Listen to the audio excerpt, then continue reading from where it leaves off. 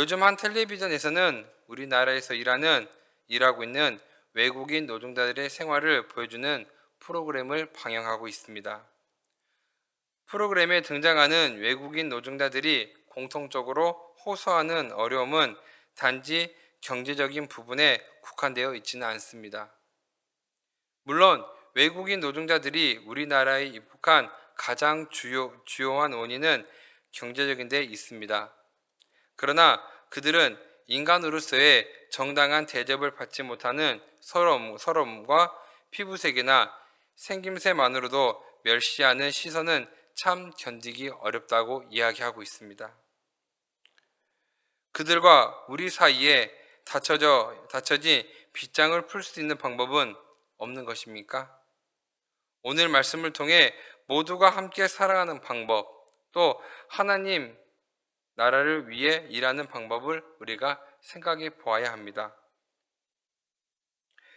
이스라엘 사람들로부터 경멸당하던 사마리아 사람들, 특히나 여성들의 지위는 더욱 낮았기에 사마리아 여인과 얘기한다는 것은 당시 통념에서 상당히 벗어난 행동이었습니다. 그러나 사마리아로 향한 예수님과 제자들이 먹을 것을 구하러 마을로 내려간 사이 예수님은 우물가에서 사마리아 여인을 만납니다. 남들은 모두 오전 덜 더울 때 물을 뜨러 오는데 이 여자는 혼자서 무거운 대낮에 물을 뜨러 왔습니다. 이 여자가 마을에서 어떤 위치에 있는지 우리는 대충 짐작을 할 수가 있습니다. 사람들에게 미움을 받고 결코 이웃들과 어울릴 수 없는 처지에 있는 여인이었던 것입니다. 예수님이 이 여인에게 물을 부탁하지만 이 여인은 이스라엘 사람이 왜 사마리아 여자에게 말을 거는지에 의아해합니다. 당연한 것입니다. 당시 이건 있을 수 없는 그런 일이었기 때문입니다. 그런데 예수님은 사마리아 여인에게 이야기를 합니다. 이 우물에서 물을 떠마신 사람은 계속해서 목이 마를 수밖에 없다. 그러나 예수님이 주신 물은 생명수로 결코 목이 마르지 않을 것이라고 이야기합니다. 여자는 당연히 그런 물이 어디 있는지 자기도 받고 싶다고 이야기합니다.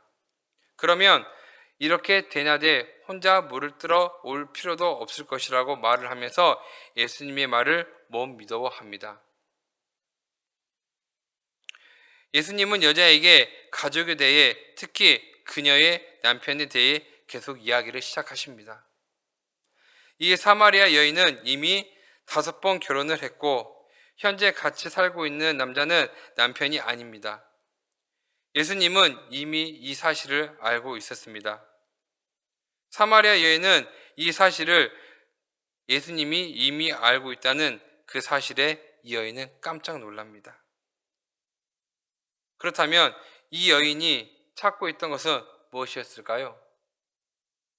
이 사마리아 여인은 결혼을 5번이나 하고 현재는 남편이 아닌 남자와 살고 있는 이유는 또한 무엇일까요? 아마 이 여자는 남자를 통해 자신의 삶의 의미를 찾고 있었을 것입니다. 어떤 사람은 남자 혹은 여자, 돈, 권력, 명예, 부, 건강, 직업 등에서 의미를 찾으려고 하고 거기에 우리의 몸과 마음, 정신과 영혼을 모두 쏟아붓습니다. 우리가 의미를 찾으려고 가치를 두고 있는 것들이 우리는 수없이 많습니다. 우리도 지금까지 돈, 직업, 명예, 부, 건강의 의미를 찾으면서 우리는 지금까지 살아오지는 않으셨습니까? 그러나 이것은 한 번 채워지고 또 채워져도 결코 만족되지 못하고 마치 어딘가 구멍이라도 난 듯 계속 부어대도 갈증만 더 생길 뿐입니다. 이런 것들은 모두 사마리아 여인의 남자들과 똑같은 것이고 이것이 한 번 채워도 계속 갈증을 느끼게 됩니다. 끝없는 갈증을 나타내고 있는 것입니다. 우리가 드라마나 영화를 보면 사람의 상처는 사람으로 고친다 라는 말을 많이 합니다. 하지만 사람의 상처는 사람으로 고치는 게 아니라 사람의 마음은 그 마음에 예수 그리스도의 믿음과 말씀이 있어야만 고칠 수가 있는 것입니다. 돈으로 생긴 고통도, 또한 사랑으로 생긴 고통도 그 마음에 예수 그리스도가 있다면 우리가 그 모든 것을 이겨낼 수가 있는 것입니다. 그러면서 예수님의 말씀, 생명수를 마시라고 말씀하시고 있는 것입니다. 예수님이 주신 생명수, 계속 솟아나는 샘물은 무엇입니까? 그것은 바로 주님의 말씀입니다. 그 말씀에 마음을 두고 믿음으로 살아갈 때 목마름이 없을 줄로 믿습니다. 예수 그리스도의 말씀을 믿으며 우리는 그 말씀 속에서 목마름이 없이 살아가기를 축복합니다. 요한복음 4장 26절 마지막 말씀에 내가 말하는 내가 그로라 라고 이야기하고 있습니다. 바로 그 순간 그녀의 영혼에는 생명의 축복이 오고 말았습니다. 그녀는 바로 자기와 말씀한 그 분이 자신이 만난 모든 인생의 비극을 풀어주실 그리스도라는 사실을 믿었습니다. 바로 그 순간 그녀는 생명수를 마셨습니다. 그녀가 그처럼 기다리던 문제 해결의 메시아를 만난 결과 이제 그녀의 인생은 꽃처럼 활짝 피어나고 말았습니다. 그녀의 영혼은 다이아마트처럼 뻥 터지고 축복을 받은 것입니다. 그 순간 그녀는 물동이를 그 자리에 버려둔 채 사마리아 동네로 쫓아 들어갔습니다.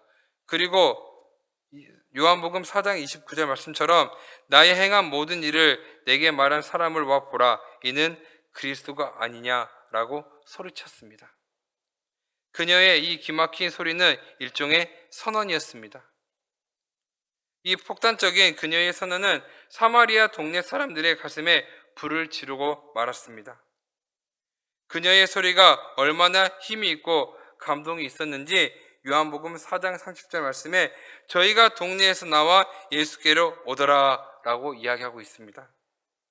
그녀의 말을 들은 사마리아 동네 사람들은 지체하거나 머뭇거리거나 의심할 줄 모르고 그녀의 말과 행동에 압도당하여 나왔다는 말입니다. 한 사람, 두 사람이 아니고 많은 사람이 때를 지어 몰려 나왔음을 이야기하고 있는 것입니다. 그 결과 그 동네 중에 많은 사마리아인이 예수를 믿게 되었다고 이야기하고 있습니다. 두 번째, 예수께서 사마리아 사람들에게 환영을 받고 거기서 함께 이틀을 유사하게 되었습니다. 세 번째, 이제 그 여인의 말이 아닌 예수의 말씀을 친히 듣고 그 말씀 인하여 믿는 자가 더욱 많아졌습니다. 네 번째, 저들의 믿음은 예수께서 참으로 세상의 구주인 줄 아는 믿음이라고 하십니다. 예수를 친히 보고 그 말씀을 친히 듣고 깨달은 체험적인 믿음이 되었던 것입니다. 우리가 이 시간에 말씀을 듣고 기도할 때에 주님을 체험하는, 주님을 경험하는 시간이 되었으면 좋겠습니다. 이렇게 은혜 받은 한 여인의 전도로 말미암아 사마리아는 영계의 축복을 맞이하고 말았습니다. 또한 그녀는 그 말씀을 듣고 전도하기 시작했습니다. 체험적인 전도를 하였습니다. 예수를 친히 보고 친히 대화하고 깨달은 후에 전도였습니다. 두 번째, 사제 체험의 전도였습니다. 그가 나의 행한 모든 것을 내게 말하였다고 한 사실입니다. 확신에 넘치는 자원적인 전도였습니다. 가까운 이웃, 자기 동네에게 우선하는 전도였습니다. 전도의 중심 내용은 그리스도였습니다.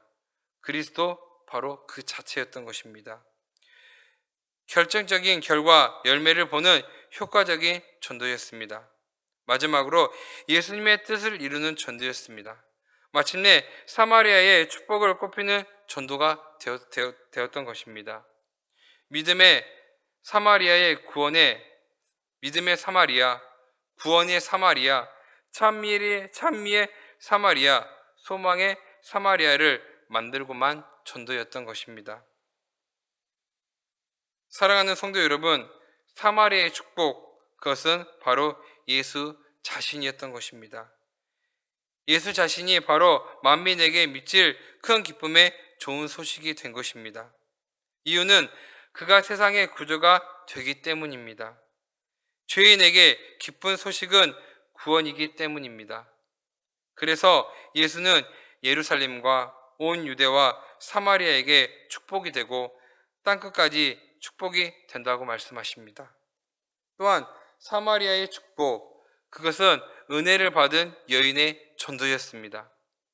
그녀는 현재보다 1000배나 나은 축복을 체험하였습니다. 우리가 전하는 복음 전도는 모든 사람에게 생명의 축복의 소식이 됩니다.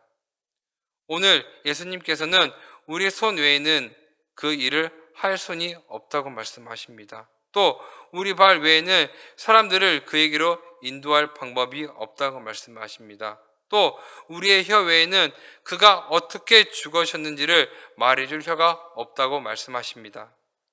우리 외에는 그의 곁으로 사람들을 데려다 줄 사람이 없습니다. 바로 예수를 구주로 영접한 자의 삶 자체가 곧 전도자의 삶이라는 것입니다. 현재보다 1000배 많은 축복을 맞이하기를 축원합니다. 시작하는 축복, 깨어나는 축복, 소망하는 축복을 맞이하기를, 복음을 전하는 주님의 전령사가 되기를 주님의 이름으로 축복합니다.